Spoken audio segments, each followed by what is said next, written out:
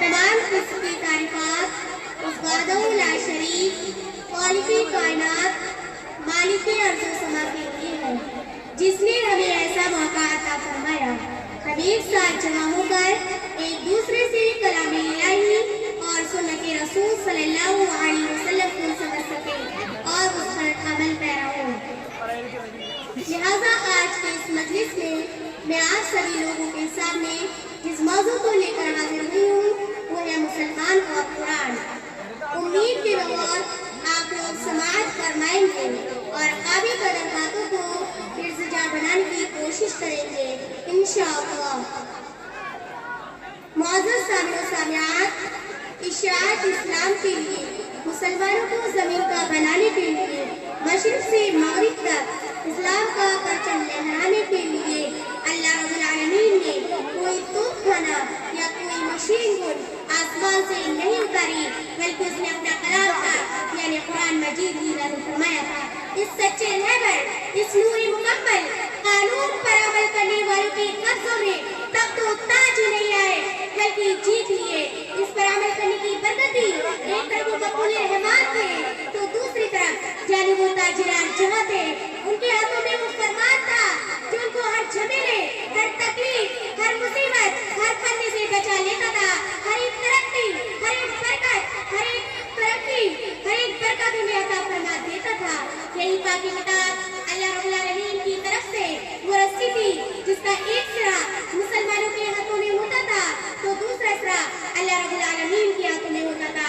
आज जो मंजिलों पर कारी ज़माने के लोगों पर है वो इसी कुरान को, इसी कलाम रहमान को, इसी कानून आसमानी को छोड़ने की वजह से है।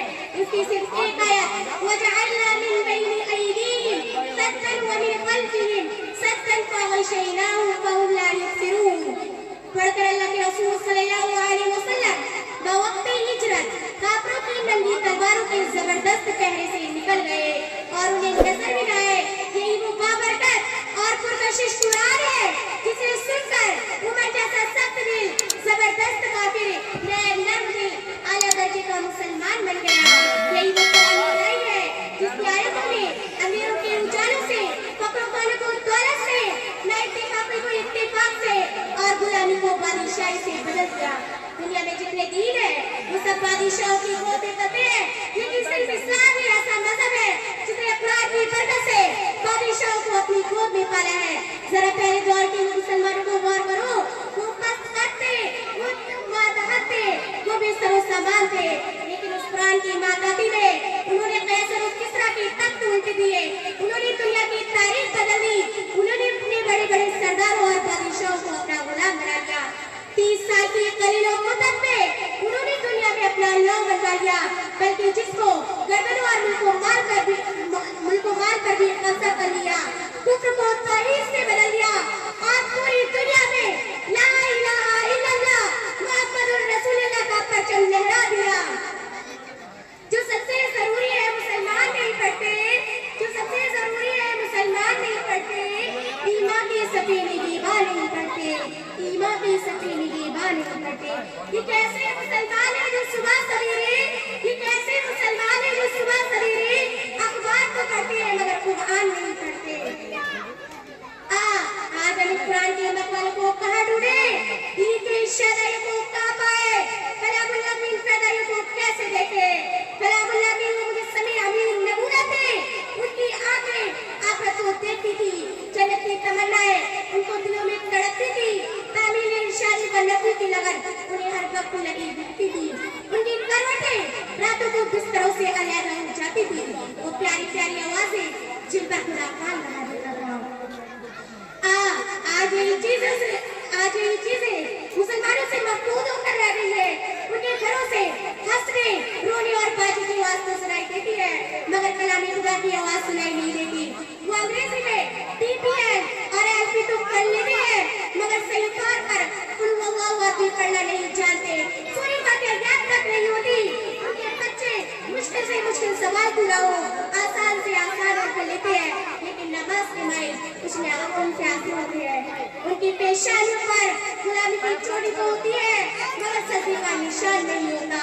वो अंग्रेजी, हिंदी और इंग्लिश पढ़ लिख लेते हैं मगर کے الفاظ ان سے کڑکوں سے دور رہتے ہیں. اگر کان بندے کی حالت میں اگر ان کے گانوں کی آواز آ جائے تو کیا مجال کہ پورا بدن بھڑک جاتا ہے اور منہ میں گنگناہٹ، ہونٹوں سے چاشنی ٹپک رہی ہوتی ہے، انگلیاں ٹائم مشین پر چل رہی ہوتی ہے. ذرا غور کرو، دیکھو تو ایسا لگتا ہے کہ گانے بازی کی دھن میں آ کر اڑنے کی کوشش کی لیکن ناکام ہے. اگر اس کے کان میں آزاد یا قرآن کے الفاظ گونج رہی ہوں تو کیا مجال ہے کہ خدا کے خوف سے بدن کا ایک بال بھی اڑ جائے. وہ بدن جو گانے بازی کی دھن میں آ کر اندر ہی اندر طرح طرح کے ناٹک کر رہا تھا، گویا اب ایسا ہو گیا ہے جیسے کہ اسے ساتھ میں سو لیا ہو. اسے قرآن کے الفاظ اتنے ٹھیکے اور پتلے لگے، نہ گنگناہٹ ہے نہ اس ہونٹوں سے چاشنی ٹپک رہی ہوتی ہے.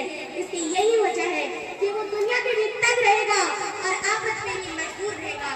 ہمیں اپنی چند باتوں کا اختتام کرتے ہوئے آخر میں رب العزت سے دعا کرتی ہوں، اے رب العالمین ہمیں قرآن کے مطابق زندگی گزارنے کی توفیق عطا فرما. اے رب العالمین ہم نے جو کچھ بھی سنا اس پر عمل کرنے کی توفیق عطا فرما. آمین. تقبل یا رب العالمین. السلام علیکم ورحمۃ اللہ وبرکاتہ.